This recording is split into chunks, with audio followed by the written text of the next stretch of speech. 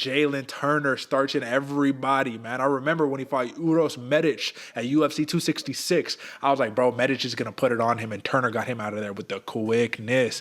And ever since then, man, he's submitting dudes. He's knocking them out. He's just being like, yeah, I'm 155 pounds, but I'm all of 6'3" with a 77-inch reach.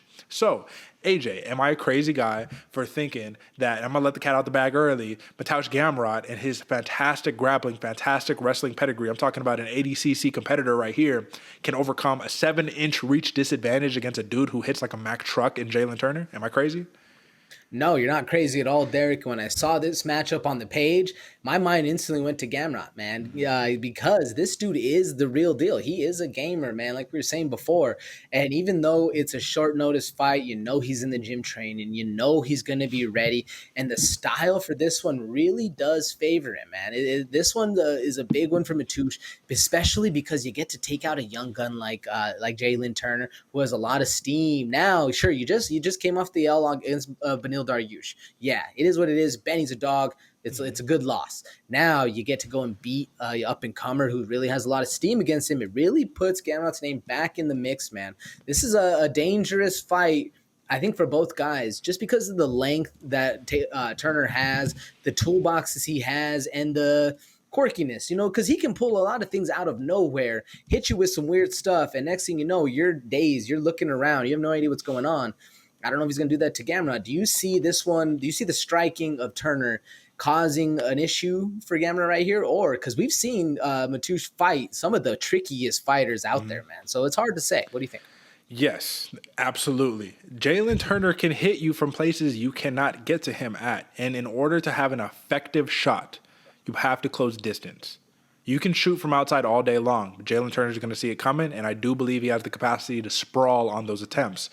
Now, here's the tricky part, because Gamrot, we saw it against literally the three best guys you could possibly see it against. Diego Fajeda, fantastic jiu-jitsu. What are we talking about? Arman Sarukian, incredible wrestler. And then Benny Dariush, back to fantastic jiu-jitsu, fantastic grappling overall. We saw that the shot doesn't end after the first attempt for Gamrot. We're going to keep going.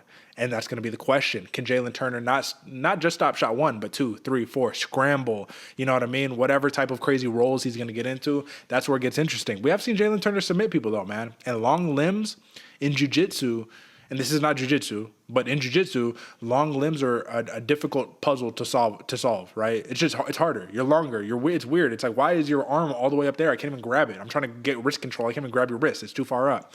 So we'll see what happens, man. But ultimately, if this is a purely kickboxing fight, I think Jalin Turner walks away with this, and he makes it look impressive, man. But the same question that I just asked about the last fight, does Gamrot's grappling take away Jalin Turner's ability to sit down on his shots to generate that power? What do you think? Yes and no, Derek, because when you have a wrestler coming in and you know they're going to be shooting, they're putting all that emphasis, all that momentum going forward, and you catch them coming in, you don't need that much power. You just hit them on the button, they go to sleep.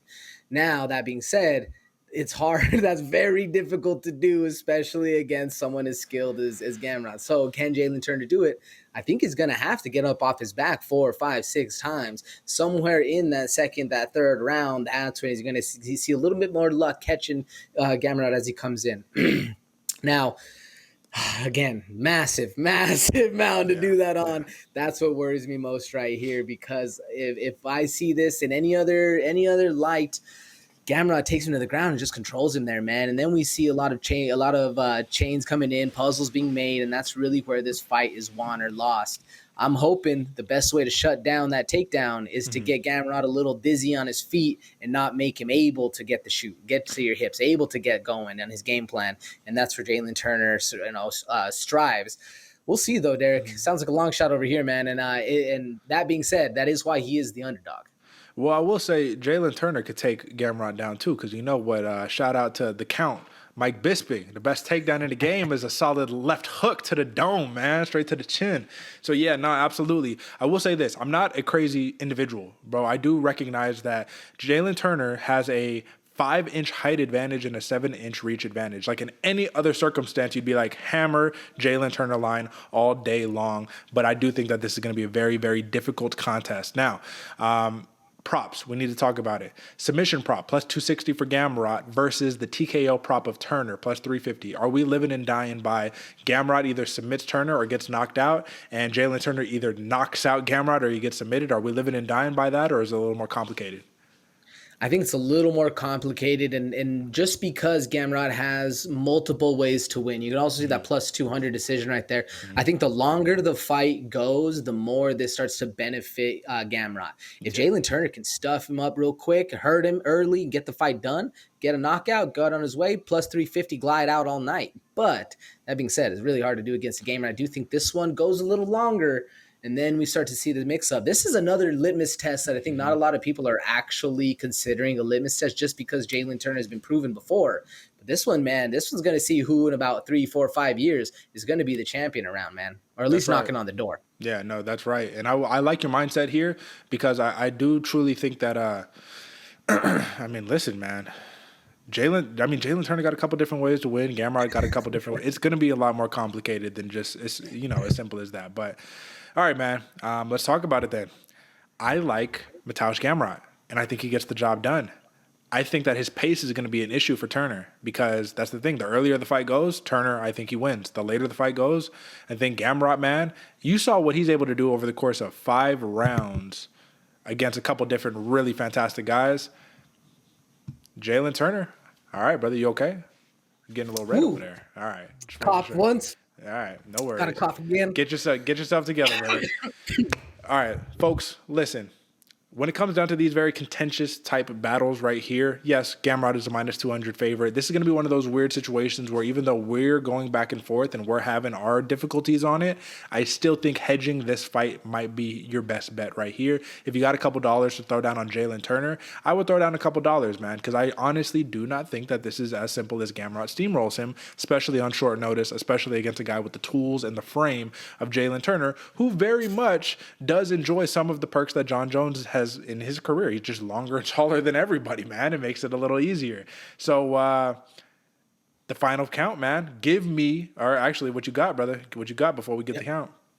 Yeah, no, I was going to say, man, well, one, thank you for taking over on that one. Of course. I was just going to give my pick. Was that what you were leading up to, bro? Sorry. That was it. But go ahead. Give me your pick. Who you got? Yeah, there we go.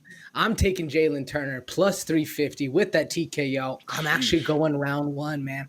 I don't know if Gamrot, I think he's in the gym. We think all this. We think he's ready.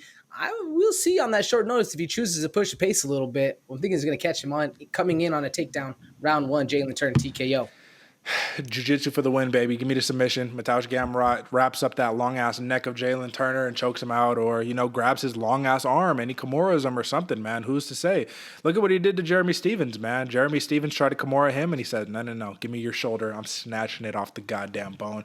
All love to Jalin Turner, though, man. Legitimate. I'm rooting for this guy, but it's tough when you get a matchup like this one where just once again, an indomitable force versus a movable object, I guess, if that's what you want to call it. All right, man.